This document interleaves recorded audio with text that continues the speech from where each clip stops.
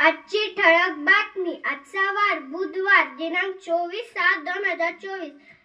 Budget 2024चा 1 नंबर. रस्ते, सिंचन, मेट्रो आदींसाठी महाराष्ट्राला निधीचा आधार. 2 नंबर.